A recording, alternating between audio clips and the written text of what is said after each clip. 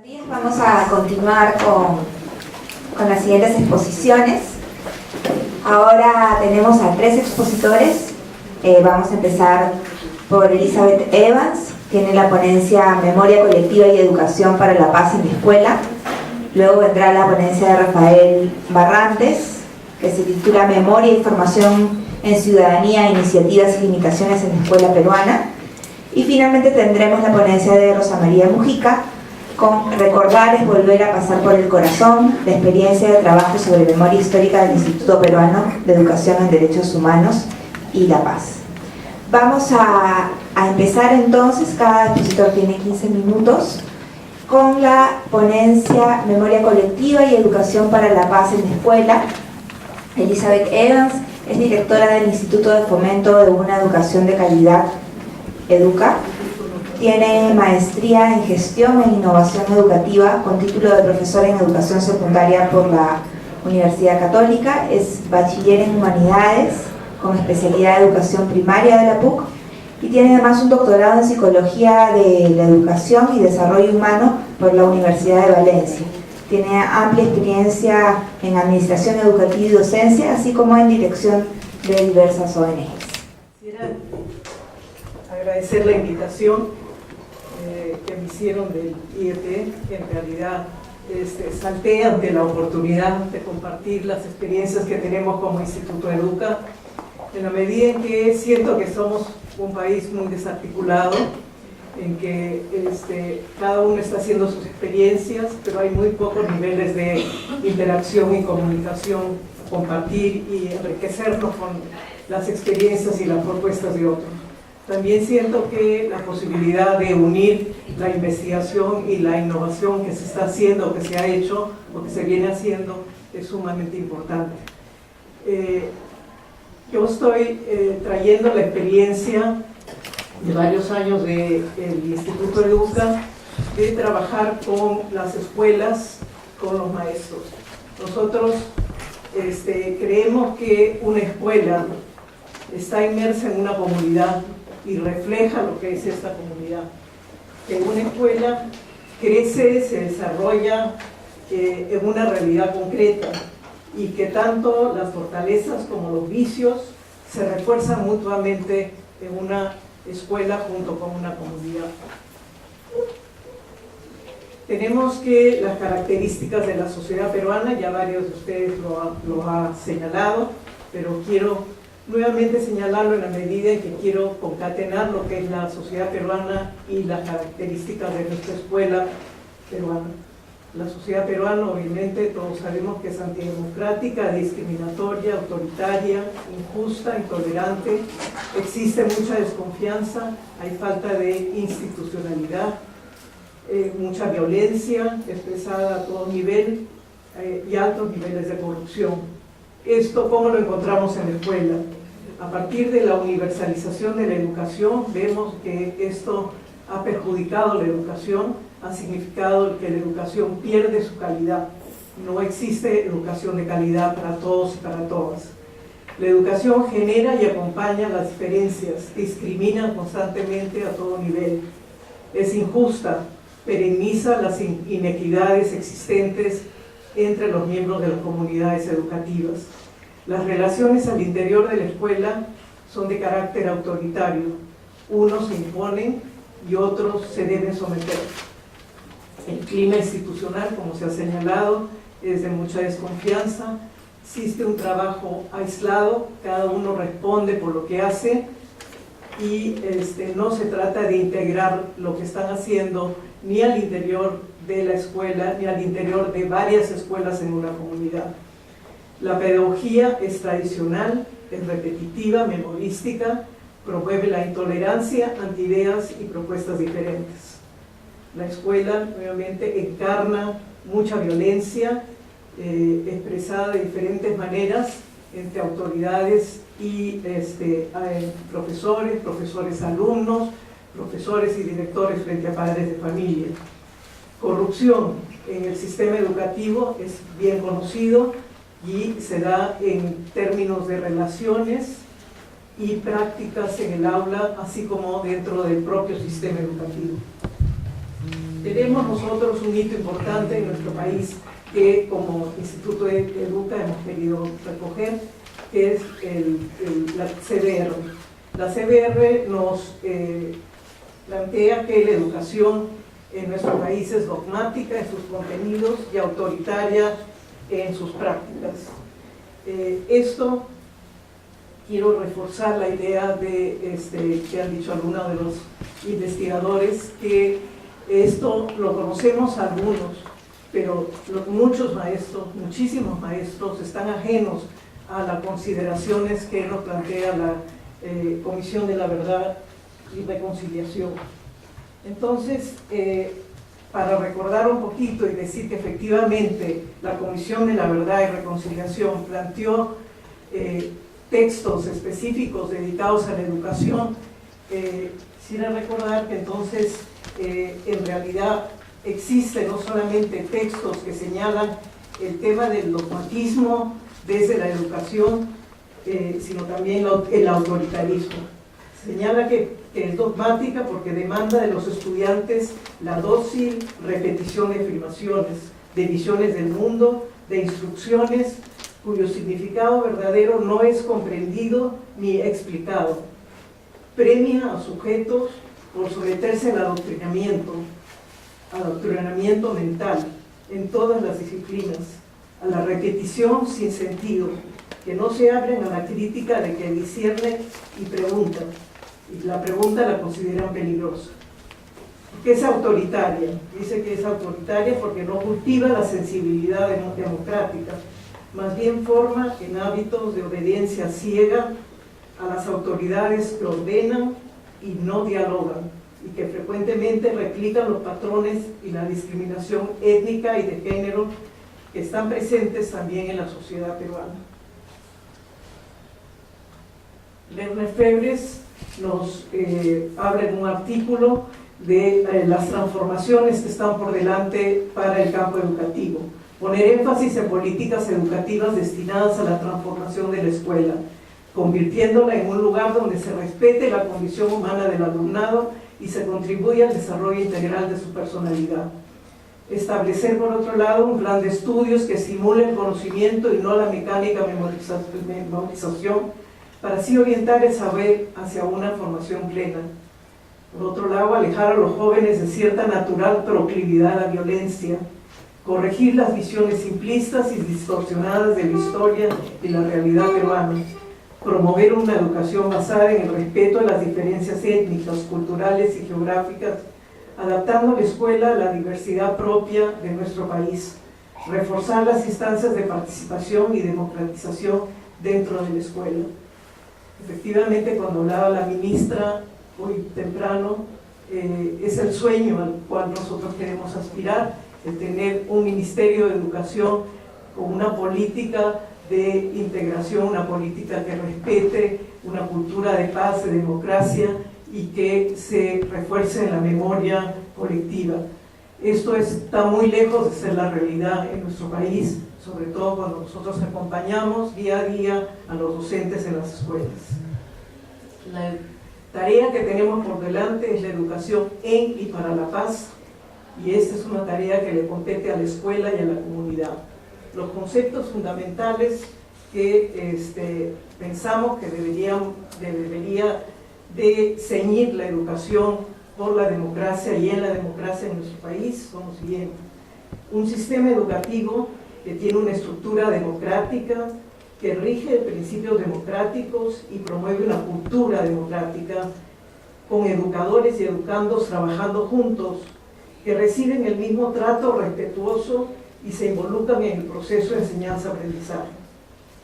Que esté inserto en la sociedad el valor de la democracia y cuyos ciudadanos participen de diferentes instancias de deliberación, toma de decisiones y cuyas autoridades rindan cuentas de sus actos públicos. La educación para la vida en democracia es un proceso que se ofrece para enseñar y promover el desarrollo de conocimientos, valores y destrezas necesarias para vivir en una sociedad democrática, justa y solidaria. ¿Qué nos proponemos frente a esto? personas seguras de sí mismos, libres y promotoras de libertad, críticas y justas, constructoras de conocimientos y desarrollo, honestas, solidarias, responsables y respetuosas de los demás. Que la convivencia democrática esté centrada en los valores de igualdad, justicia, tolerancia, respeto, honestidad, responsabilidad y solidaridad. ¿Cómo podemos educar en democracia? Los principios que pensamos que nos deben de orientar, partir de la realidad, promover la actividad, no solamente el estatismo y el inmovilismo de los alumnos en sus escritorios, propiciar el diálogo, promover la criticidad, promover la expresión y el desarrollo de afectos y sentimientos que muchas veces son ajenos a la cultura de la escuela, y promover la participación. La experiencia desde Educa nos ha enseñado lo siguiente, y quisiera compartir con ustedes que tenemos prácticas y tenemos materiales desarrollados para acompañar este proceso de educación para la paz. Nosotros partimos de acompañar a la CBR en la preparación de materiales educativos, y con ellos preparamos la serie Aprendiendo a vivir los valores de la escuela. ¿Qué valores rescatamos? La verdad, la justicia, la tolerancia y la paz, el perdón y la reconciliación. Esto lo hicimos porque nosotros constatamos que en la escuela los profesores dicen, sí, enseñamos estos valores.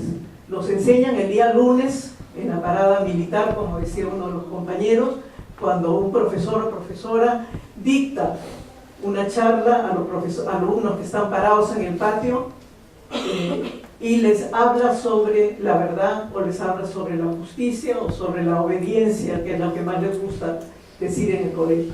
Y los alumnos deben escuchar lo que se hace, pero el modelar la verdad, la justicia, es otro cantar.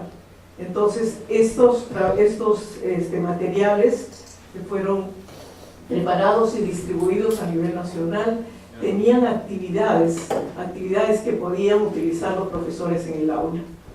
Luego Educa participó en un proyecto grande de las Naciones Unidas, IGECA Field for Peace, con 4 países, Albania, Camboya, Níger y Perú.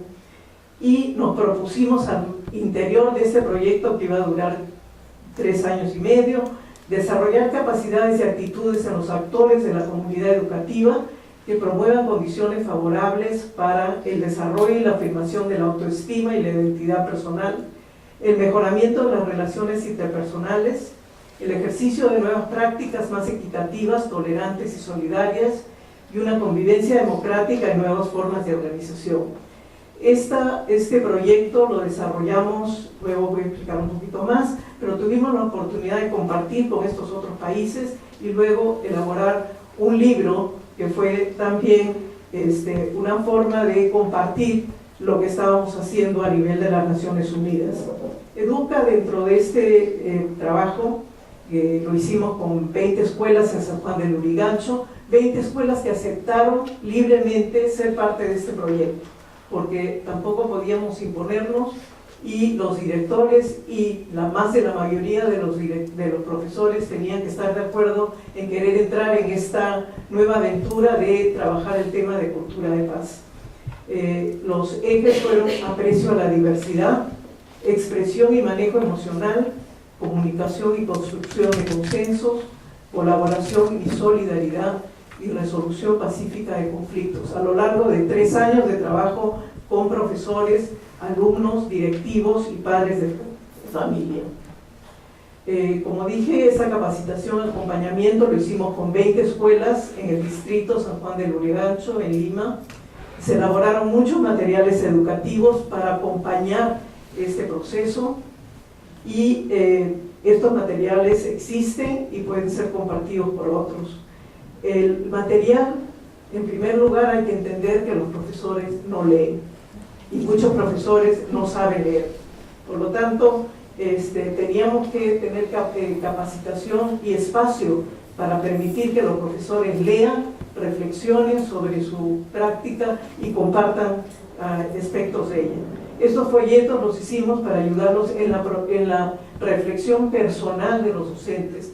Ellos utilizaban estos folletitos muy sencillos para poder autoanalizar lo que ellos hacían, podían escribirlo y podían o no compartirlo entre ellos o con el equipo que estaba promocionando.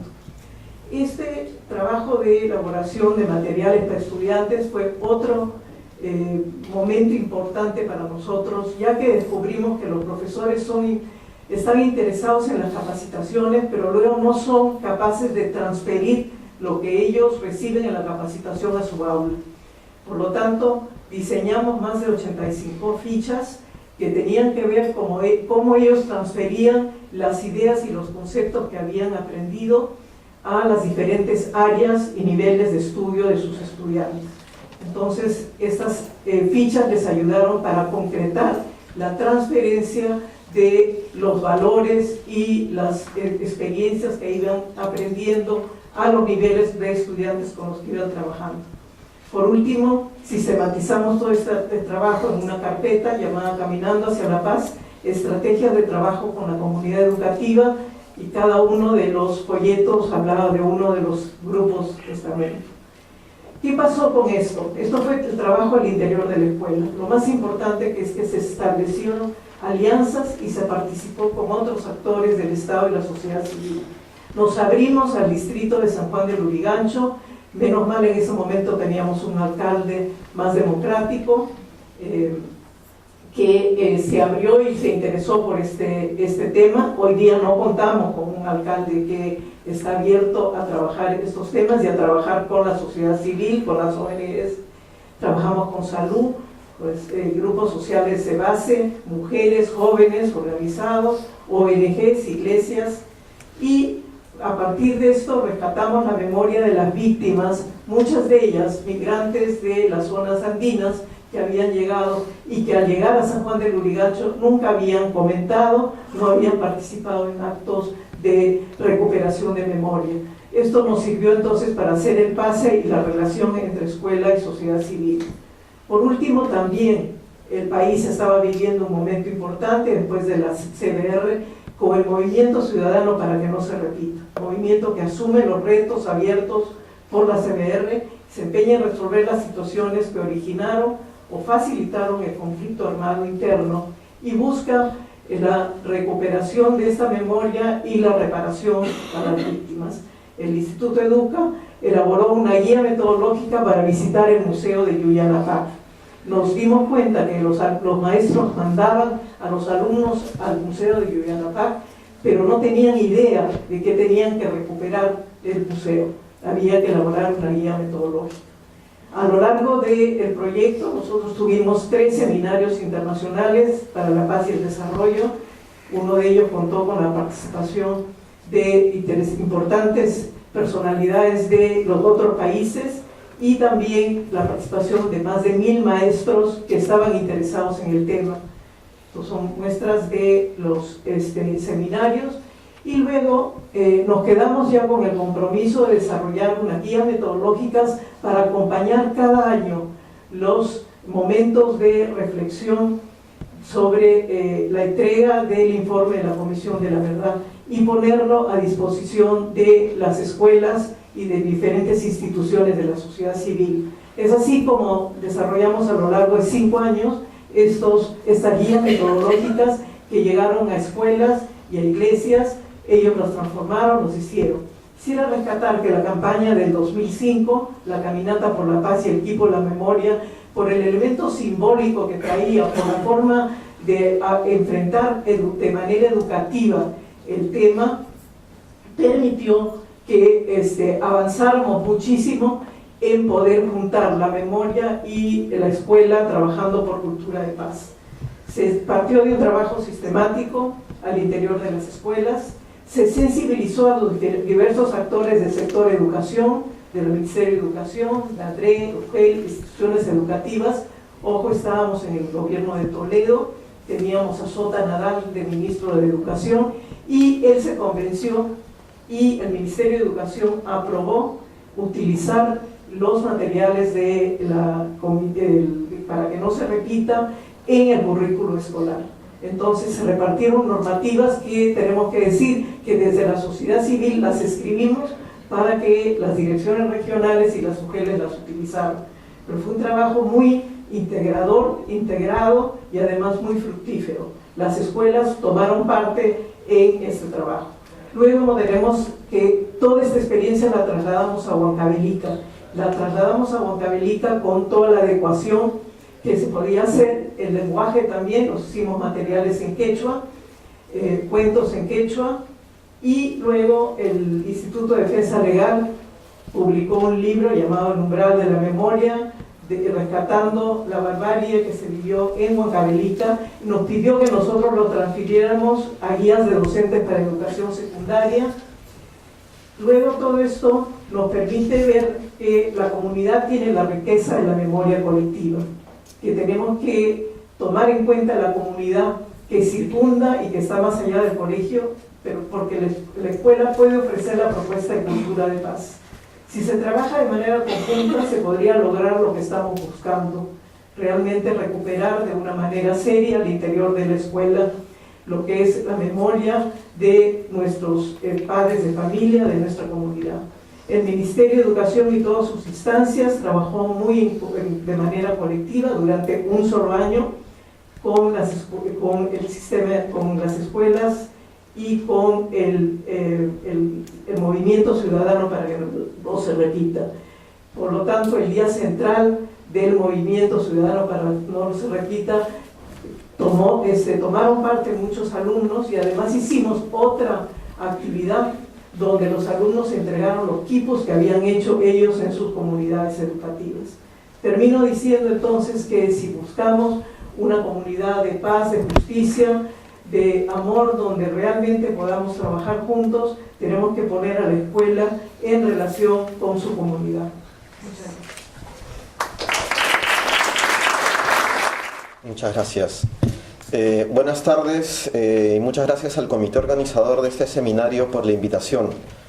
Voy a presentar los resultados de una investigación sobre prácticas docentes de formación en ciudadanía que realizó el Instituto de Democracia y Derechos Humanos en el 2008. Los casos de estudio fueron salones de clases del 6º grado de primaria de 2 grandes unidades educativas públicas de Huamanga y Abancay. La CBR reconoció la importancia del tema cuando señaló que Sendero Luminoso aprovechó el sector educativo como correa de transmisión ideológica y a la pedagogía tradicional centrada en métodos memorísticos y en una concepción autoritaria del papel del profesor para imponer una forma simplificada y antidemocrática de ver el mundo. Sendero Luminoso había comprendido que el futuro de todo régimen político está en el campo de la cultura y la educación, y que este régimen, sea o no democrático, no puede sostenerse en el tiempo sin una sociedad que legitime las relaciones de poder y autoridad que en él se instauran. Ello a contrapelo del sistemático abandono en que el Estado peruano fue dejando al sistema educativo durante las décadas previas al inicio del conflicto. Debido a ello, la CBR propuso entre sus recomendaciones que el sistema educativo promueva valores democráticos y visiones actualizadas y complejas de la realidad peruana. En la investigación buscamos analizar las prácticas docentes y su relación con la acción formal, planificada y dirigida desde el Estado. Respecto a la relación entre memoria y educación, motivo del seminario, no estamos viendo aquí la memoria solo como la representación social compartida de una narrativa con pretensión de verdad, sino también como una crítica de las prácticas sociales precedentes relacionadas con los factores que hicieron posible la violencia. De ahí su carácter ejemplar cuando es el caso. En el nuestro, se espera que una memoria ejemplar sea capaz de extraer lecciones del pasado que permitan prevenir que ocurra de nuevo una catástrofe humanitaria.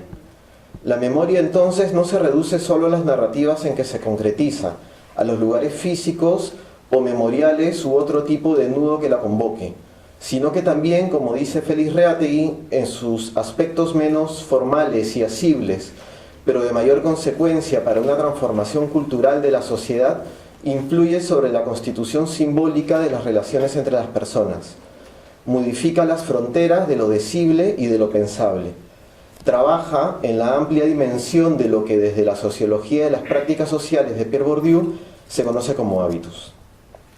Lo que queremos analizar entonces es la forma en que subsisten concepciones patriarcales en las prácticas docentes debido a una mala implementación de la política, Concepciones patriarcales son, según las define el pedagogo chileno Abraham Magenzo, concepciones de educación ciudadana que apuestan por la recuperación de la tradición y el orden social como algo deseable en sí mismo, que conciben los valores como verdades incuestionables y que plantean la disciplina de manera vertical y militarizada. La mayoría de docentes han sido formados en concepciones patriarcales, las comprenden mejor y están mucho más familiarizados con ellas y con su pedagogía que con las novedosas propuestas de horizontalidad y participación. A pesar de que la política definida desde las oficinas centrales del Ministerio de Educación era coherente en el 2008, en el año en que se hizo la investigación, en términos normativos con la propuesta de la CBR o una concepción más democrática de la formación ciudadana, esta venía siendo implementada de manera ineficaz, dejando muchos huecos por los que se introducían de nuevo concepciones patriarcales, similares a las descritas por la CBR como la matriz en la que pudo prosperar el discurso senderista. Los avances a nivel normativo no habían calado significativamente en las prácticas docentes. La mayoría de los docentes que fueron interrogados durante la investigación puso énfasis en la necesidad de fortalecer la enseñanza de los deberes y asegurar la preservación del orden y la disciplina. Fueron comunes ideas que apuntaban a un ideal de alumno que debe ser capaz de poner en práctica lo aprendido y enseñado por el docente. Uccelli lo define como el alumno capaz de hacer las tareas, prestar atención en clase en silencio, participar ordenadamente según el docente lo permita, ser puntual, mantener el uniforme limpio y ordenado y el pelo bien peinado, entre otros.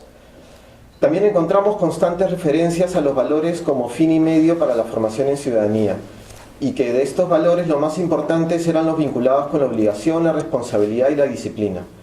Como ha señalado varias veces Susana Frisancho, la educación en valores, a pesar de pretenderse afín a la democracia, tiene sesgos profundamente tradicionales al basarse en el supuesto de que los valores deben inculcarse como, cito, un catálogo fijo de bienes eternos e inmutables que se siembran a partir del adoctrinamiento y la prédica, y el uso de exhortaciones y métodos como premios y castigos. Cierro la cita. De otro lado, si bien encontramos una gran valoración de las estrategias basadas en la perspectiva de formación participativa, tanto respecto a la participación en la toma de decisiones públicas dentro del espacio educativo como al propio proceso de aprendizaje, no encontramos mucha claridad sobre la pedagogía que se debía emplear. En lo que sí había coincidencias era en que la agenda cívica escolar de efemérides y otros era una buena forma de fomentar la participación de los alumnos. En suma, los docentes no tenían en general claridad sobre cómo enseñar democracia y ciudadanía. Lo que encontramos fue un conjunto de ideas dispersas respecto a la forma de desarrollar el trabajo pedagógico de formación ciudadana. Se trata de una extraña mezcla de principios patriarcales y democráticos en la formación. ¿Cómo se organizan, si lo hacen? ¿Cómo se configuran? La respuesta la dio un docente entrevistado de manera demasiado clara. Abro una cita. El trato debe ser horizontal, debe ser, pero aún seguimos manteniendo el verticalismo porque también en el caso de la horizontalidad o lo democrático, a veces, por decir, actúen con bastante libertad. Eso de libertad lo convertimos en libertinaje. Eso viene de los mismos niños. Entonces, por eso los profesores tienen que, en cierta medida, volver a prácticas anteriores, que es el verticalismo. Si el profesor no dispone, o sea, no levanta la voz, los alumnos también no hacen caso, ¿no? Cierro la cita. Siguiendo la opinión del profesor entrevistado, el docente entonces tiene dos recursos paralelos que utiliza según el caso. Uno democrático formal, reconocido a nivel normativo, y otro patriarcal, o como diría el profesor entrevistado, de verticalismo, en el que seguramente ha sido socializado.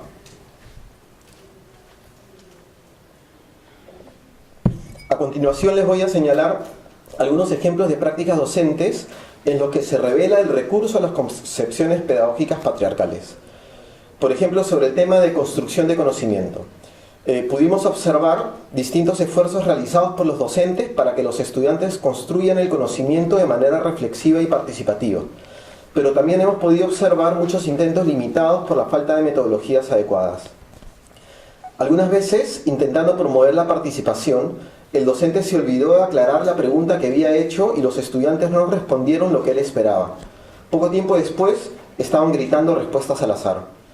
Otras veces, la dinámica elegida disponía que algunos alumnos, en su ansiedad por participar, terminen haciendo desorden y gritando todos juntos. En otras ocasiones vimos docentes organizando a los alumnos en grupos, pero mientras lo hacían perdían el control del aula y los estudiantes comenzaban a jugar y gritar. En estos casos solía pasar que el docente, habiendo experimentado cierta frustración en el uso de metodologías participativas, retrocedía a la metodología tradicional apelando al dictado, los gritos, el copiado en la pizarra, el castigo, etc., transitando de la impericia metodológica al desorden y del desorden a la pedagogía tradicional y autoritaria. Sobre temas de convivencia y orden. El control del orden, la disciplina y la contención de las distintas estrategias de transgresión de los alumnos se constituían en una de las actividades que ocupaban más tiempo al docente. Las tres principales estrategias eran control de la disposición corporal, sensibilización a través de sermones y gritos y amenazas. En algunas ocasiones los docentes parecían tener la necesidad de recurrir a fuertes amonestaciones verbales durante la clase, advertencias y gritos para mantener el orden. Las más recurrentes eran amenazas con tomar un examen, dejar algún trabajo, hacerlos salir tarde al recreo y llamadas de atención alzando la voz, gritando para corregirlos. En sus casos más extremos, incluso tenemos discursos como este. Abro la cita. Ahora, por ejemplo, al alumno no se le puede tirar ningún chicote, no se le puede tocar, no se le puede llamar la atención, nada. Cierro la cita. Sobre el tema de construcción de identidad. Según especialistas como Frisancho, no se trata únicamente de fortalecer el compromiso y reconocimiento de los estudiantes como parte de un medio social, sino además de propiciar una cierta teoría de sí mismo, como sujeto profundamente comprometido con los derechos y el bienestar de los demás. Pero en las instituciones educativas observadas no siempre ocurría así. Por el contrario, era bastante frecuente que el profesor termine por reforzar en los estudiantes su autopercepción como fracasados o ajenos al ideal de buen alumno que buscaban inculcar. Según hemos podido observar, una estrategia recurrente llevada a cabo por los profesores era la comparación del trabajo y el comportamiento de algunos estudiantes exitosos con el de otros menos exitosos.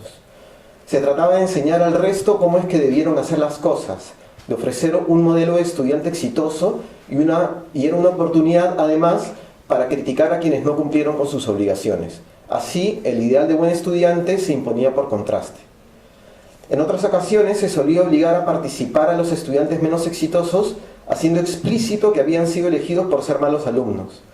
Cuando el profesor los llamaba, decía, por ejemplo, en voz alta, que lo estaba haciendo justamente porque eran tímidos, porque no tienen competencias verbales, porque no han logrado ciertos aprendizajes o porque generan desorden en el aula. También hemos visto frecuentemente que el profesor no reconocía el trabajo ni los méritos de los menos exitosos. Estaban dispuestos a tratarlos como si siempre fueran a hacer malas cosas.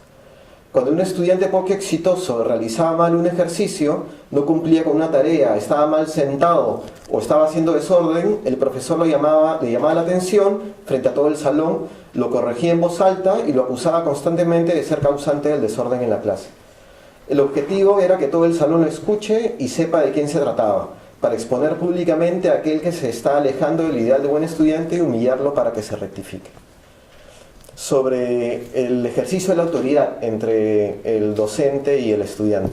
Existen dos momentos en que la autoridad docente se manifiesta profundamente vertical: las formaciones de entrada al colegio y el inicio de las sesiones de clase.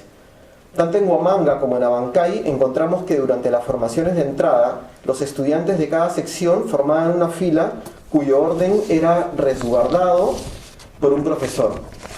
Esta era una ocasión para dar distintos anuncios y controlar la disposición corporal de los estudiantes, incluida su presentación personal a través de gestos de carácter marcial y órdenes como atención, firmes, descanso, paso ligero. De la misma forma, al iniciar las sesiones de clase, los estudiantes se veían expuestos al control de su disposición corporal a través de un ritual en el que se recibía al docente de pie mientras que éste organizaba la disposición del aula, la correcta forma de sentarse, etc. Sobre el ejercicio de la autoridad también son interesantes las autoridades estudiantiles. Se trata de un grupo de estudiantes elegidos por la autoridad docente según su perfil se ajuste o no al ideal de estudiante que se busca conseguir.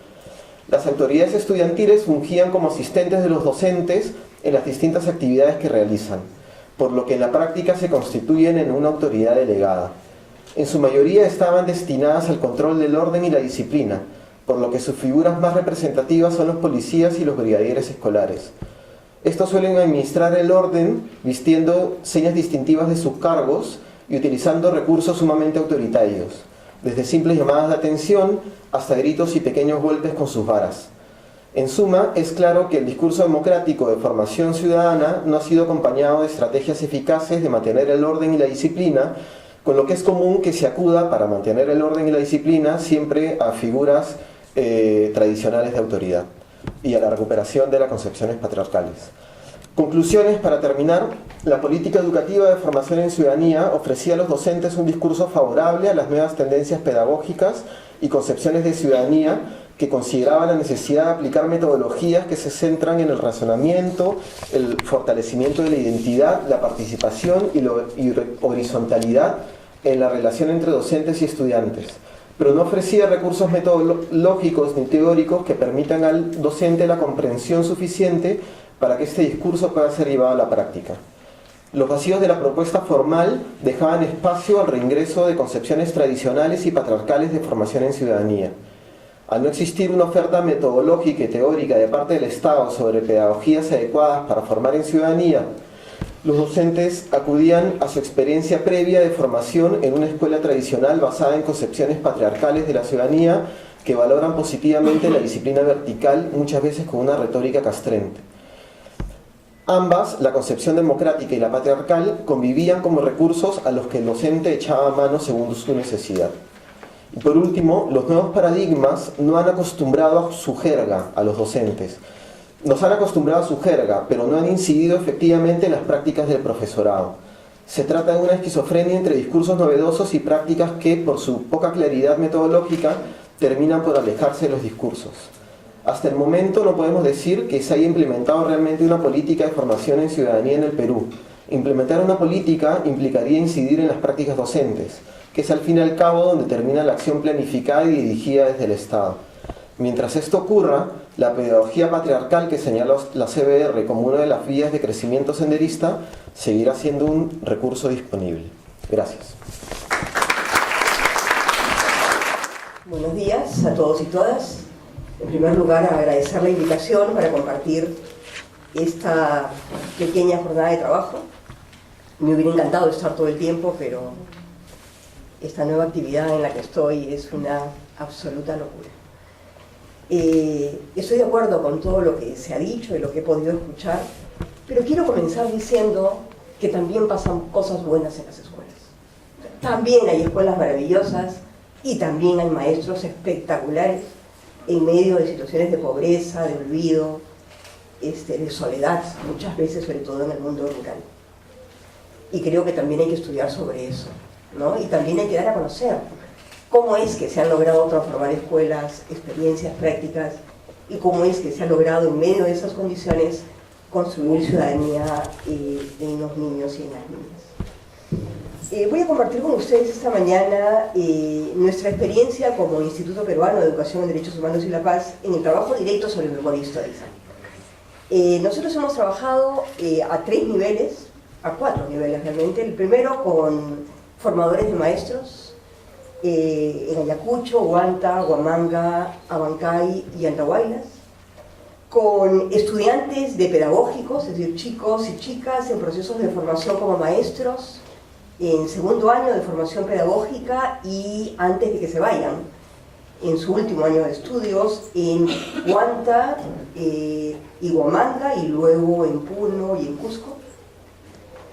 Y también una experiencia también sobre el tema de memoria histórica con líderes sociales en Cangallo, en un proyecto de memoria histórica y salud mental. Quisiera comenzar esta exposición con 3 anécdotas que nos pueden colocar en la complejidad del problema. El primero fue un trabajo en Ayacucho con estudiantes de pedagógicos de Huamanga, chicos y chicas de 20 años, 22 años, en una dinámica inicial en el taller de memoria. Trabajamos nosotros con unos globos, una dinámica que permite romper tensiones y entrar al tema de manera lúdica. Después vamos a explicar por qué. Pero esto consistía en que cada chico escribía en un papelito que se le daba una indicación, y es un recuerdo que nunca haya podido olvidar, ¿no? De cada uno escribía, no se les dijo nada más. Escriban en una cuartilla un recuerdo que nunca en su vida hayan olvidado. Luego doblaban su papelito, lo metían en el globo, inflaban su globo, jugaban con el globo, se tenían que quedar con un globo de un color que no era el suyo, lo reventaban de manera divertida y luego en círculo leíamos lo que habíamos cada uno escrito en su globo. No, eran 50 y tantos chicos y chicas. Al 10º relato todos llorábamos. De 50 y tantos recuerdos, solamente 2 fueron positivos. Todos los demás tenían una carga enorme de dolor. Y de dolor producto de su experiencia histórica de la violencia en Ayacucho. Tenía 2 años, entraron los militares, me escondí debajo del lavatorio y se llevaron a mi tío que me estaba cuidando. Todo aderezado y adornado, claro. O estaba en la calle con mi papá de la mano y agarraron a mi padre, unos terrucos, y lo mataron delante de mí, etc. Y sus recuerdos familiares también eran terriblemente dolorosos, ¿no? De maltrato, de violencia cotidiana por el padrastro, por la madrastra, por la madre, por el padre, etc. El dolor está vinculado a la vida de nuestras poblaciones rurales.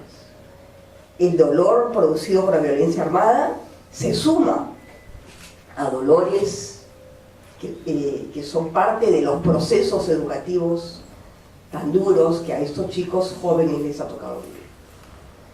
La segunda anécdota la llamo desde el dolor con que se mira, ¿no?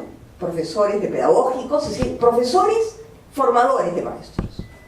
Parte de nuestro taller de memoria histórica es que construimos una matriz conceptual, ¿no? Donde vamos con ellos construyendo qué es verdad, qué es justicia, qué es reparación. Y también construimos qué son derechos humanos, ¿no es cierto? ¿Qué son derechos humanos? Y fue impresionante, esto se hace anónimamente, por supuesto, cada uno hace sus componentes y construimos esta matriz. Pero de pronto una persona había puesto entre los derechos humanos fundamentales el derecho a matar. Formadores de maestros. Por supuesto que paramos el taller. No tenía ningún sentido seguir trabajando el tema si un profesor del pedagógico consideraba que era un derecho matar. Tercera anécdota. En el Museo de la Memoria de Ayacucho, que muchos de ustedes conocerán, me tocó llevar justamente a los chicos de un colegio, en este caso, a visitar el museo, con mamá Angélica, y había una chica que guiaba el museo. Cuando llegamos a una de las matanzas que el museo representa, la guía, una de las víctimas de la violencia, un familiar, ¿no?, señaló que esa matanza era del ejército. Y yo le dije, no, esa matanza la hizo Sendero Luminoso. No, me dijo, es del ejército. Espérate un ratito. Me fui a la biblioteca, saqué el tomo de la Comisión de la Verdad, encontré y le dije, Sendero Luminoso la hizo. Es que esto se escribe en cualquier cosa. La hizo el ejército. Tercera anécdota, que me parece muy importante para entrar a lo complejo del tema. No me importa lo que diga el libro. Si yo quiero que diga lo que diga, lo va a decir, ¿no es cierto? Y así lo explico a otros. Es decir, cómo la historia la construimos, ¿no?, a partir de intereses, de ideologías, de sentimientos. Yo aquí en esta diapositiva he recogido una frase de Carlos Iván de Gregori que me parece fundamental. De nuestro querido y extrañado Carlos Iván, cuando decía, la memoria necesita anclajes, lugares, fechas, monumentos, conmemoraciones, rituales, estímulos sensoriales, un olor, un sonido, una imagen, que pueden desencadenar recuerdos y emociones. La memoria necesita vehículos para ser transmitida a las nuevas generaciones que no fueron testigos directos de los acontecimientos, en este caso infaustos, que se considera necesario recordar. Y he puesto esa frase porque esta frase de Carlos Iván nos enfrenta a la urgencia de una metodología diferente. Nosotros en el IPD decimos que lo que no se siente, no se entiende. Que no es frase nuestra, es una frase del famoso Simón Rodríguez, ¿no es cierto? Y Simón Rodríguez fue el maestro de Simón Bolívar. el Libertador de América. Lo que no se siente, no se entiende. Y nosotros hemos completado atrevidamente esa frase y decimos, si lo que no se entiende, no interesa.